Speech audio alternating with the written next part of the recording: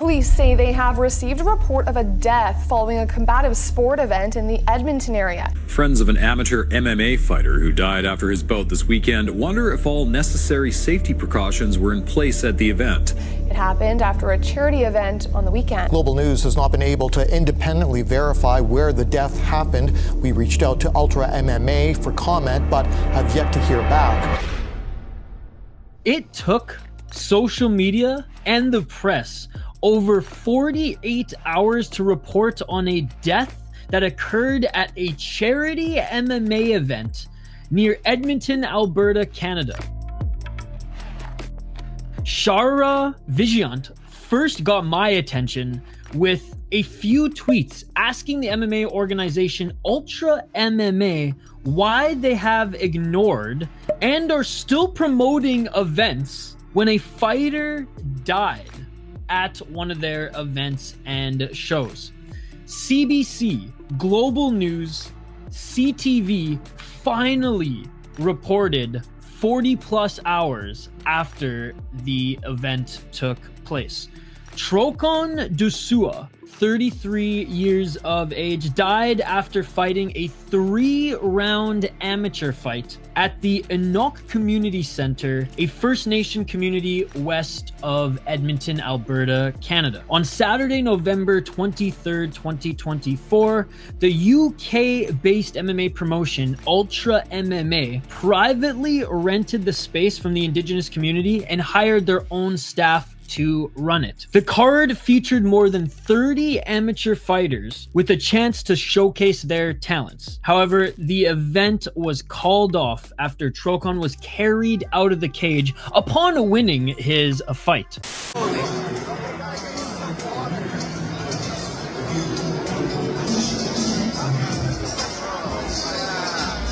Alberta Health Services confirmed EMS responded around 7:23 p.m. on November 23rd. An adult patient, Trokon, was then transported to the hospital in a stable condition, and they said it was non-life-threatening at that time. He later died, according to both Ultra MMA and the people who participated in the event, upon his wife and family contacting them. She told me at 4 a.m. that she called me at 4 a.m. and then called me again at 8 a.m. to tell me that he passed away, leaving behind a pregnant wife and 2 children. Now, a lot of the participants were given the opportunity to participate in this event by being given training sessions funded by Ultra MMA. One of his teammates and training partners, amateur fighter Natalia Rajkovic, was one of the only actually 2 women participating in the event, and she spent 8 weeks training with Trokon. She said he was a really nice guy. He was always so full of energy. He was fashionable. He was just always smiling. She said all the men that she trained with, including Trokon, were nice and so welcoming of the only 2 women at the event. The death prompted calls for an inquiry into how fighter safety was monitored at the event, and it raised questions about how competitive sports should be handled, reviewed, and run overall in the province of Alberta. I absolutely think it could have been prevented in so many different ways, starting from the medicals, if he was properly taken care of. So now, yet another death in combat sports in the province of Alberta is now being reviewed by both the province and the RCMP. The Tourism and Sports Minister also is looking into the event, which was overall poorly planned. Looking at all this, we'll be in contact with Enoch to find out more what happened and then take action. But after the second fight, she never got the chance. We just kind of are speculating something's wrong, something's going on. I'm noticing that the coaches are looking a little worried. Only made it through 3 fights 1 hour in after waiting 2 hours because the medical staff were late. So the event started late. They only got through 3 fights before Trokon fought 1, and then the event was canceled due to not enough medical staff on site. Rajkovic says her friend was competing in the second fight.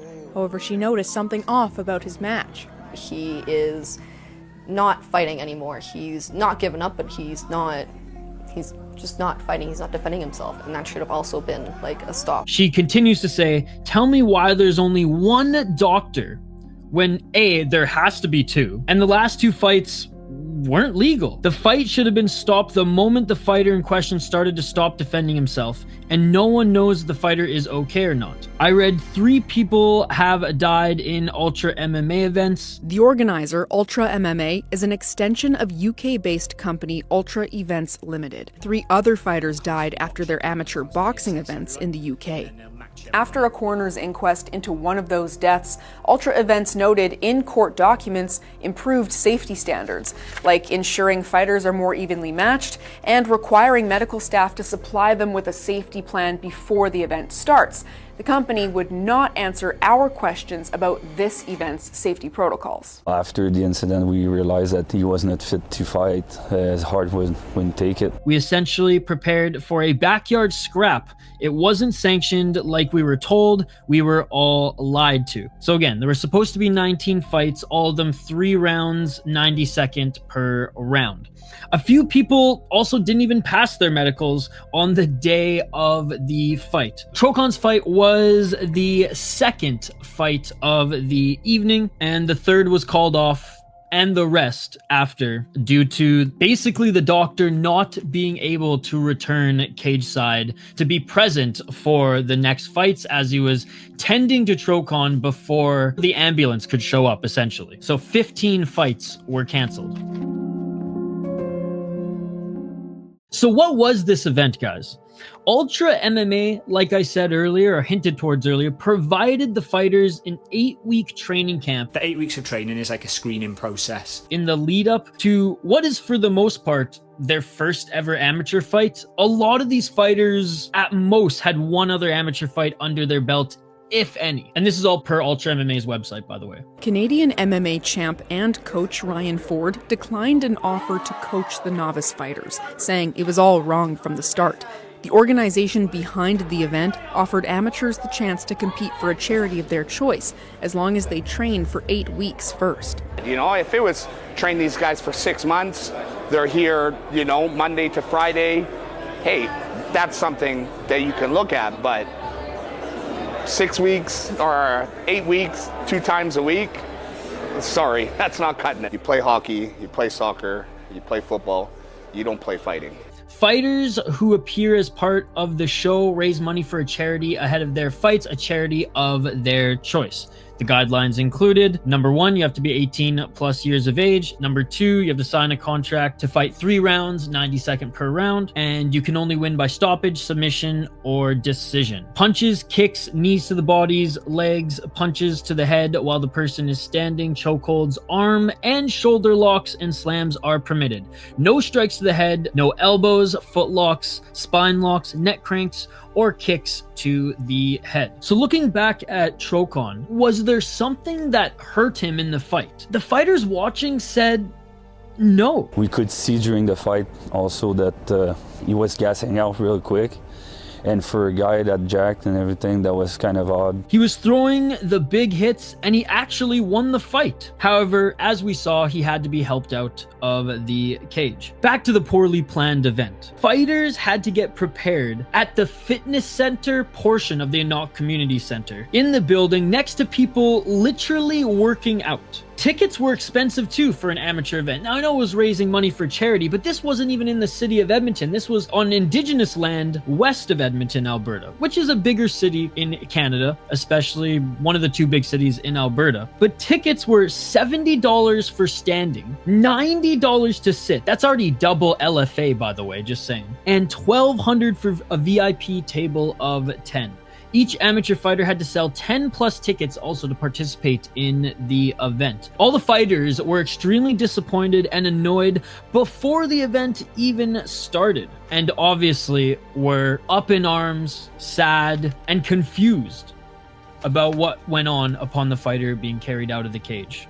So in regards to the charity portion of the event, it's not clear what charitable organizations the event was raising funds for. One of the fighters said she believed it was for the Canadian Cancer Society, with options for fighter to raise funds, extra funds for a charity of their choice. I mean, a fighter dying literally the same night, hours or early morning after participating in your organization, in your combat sports event, has to be an MMA organization's worst nightmare. Bruh. Unless you're Ultra MMA, as they haven't really made many comments post when all these articles came out. There hasn't been a follow-up now 2 weeks later. Ultra Events Canada is their subsection in Canada, issued the following statement to CTV and Post Wrestling on Tuesday, November 24th, 2024. Everyone at Ultra Events Canada was devastated to hear about our participant's tragic death,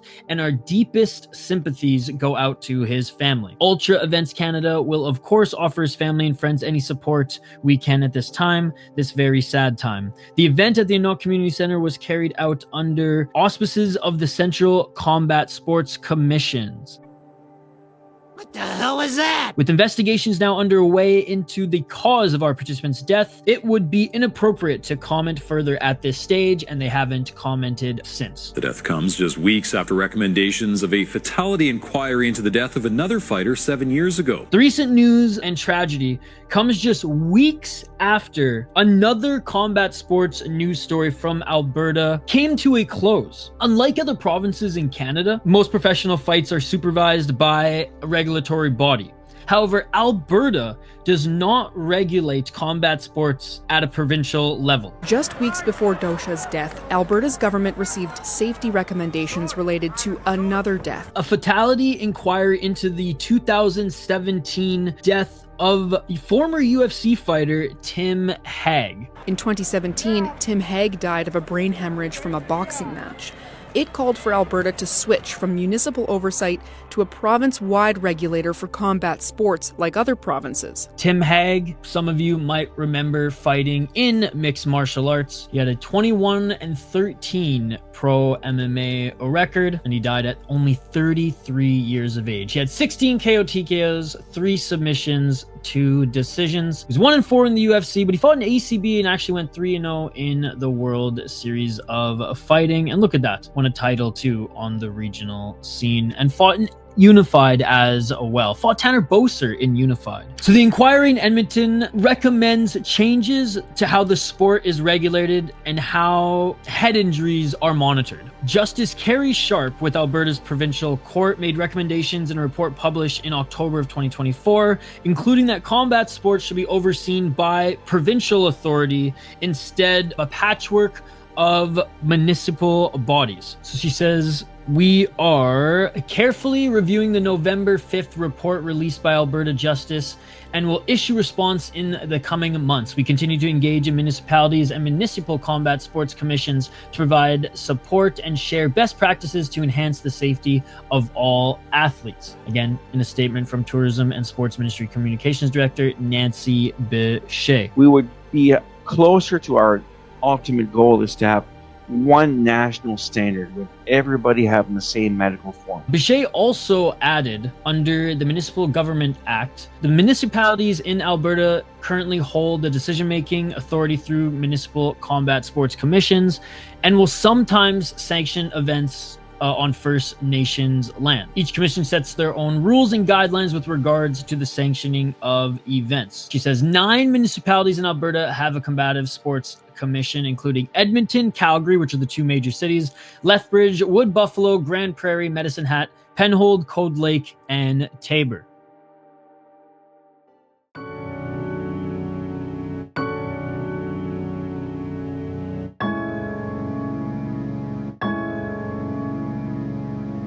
Is this like one of them 8-week charity fights? There's so many of those happening recently. Tom Aspinall's promoting one. This is exactly the one that Tom Aspinall was promoting. An actually really good investigative MMA journalist, actually out of Canada, and lawyer, Eric McGracken. He's the one who actually tweeted this and was getting a lot of flack for it. People were like, leave Tom alone, leave Tom out of it. He's like, look, it's on his website. He's promoting this organization, as you can see here. So Eric was getting a lot of flack for it, but I should add that Tom Aspinall, although not directly involved, has endorsed Ultra MMA, and it is on their website. You can see it by going to their website. Eric actually asked Tom for a comment on social media, and again, got a lot of negative feedback in the comment section, people defending Tom. RCMP and the province are investigating what happened to Dousuah, with no word yet on cause of death, leaving the combat sports community waiting for answers. As we wrap this up, ladies and gentlemen, Rajkovic still aspires to be an MMA fighter despite this somewhat traumatizing entrance into this sport. She says she's going to continue. She's going to be a little bit more conscious to how the events are being run, the commission, and just the promoters overall before signing up for a fight, before appearing in a show. She says, I knew what I was getting into. I knew what I signed up for. This is a brutal sport. I knew it could be dangerous as well. But with that being said, this should have never been the result of a charity MMA event for amateur fighters, many of them making their MMA debut. Again, tragic stuff, ladies and gentlemen. There is a GoFundMe set up for the deceased fighter. I will link it in the description here. Again, we cover a lot of stories, the good, bad, comical, ugly, and tragic here on the channel. If you want to hear more stories in the world of combat sports, let me know in the comments. Smash that like button, and we will see you on the next one. You don't play combat sports. You go in, you know that there's a risk, but it shouldn't result in something this severe.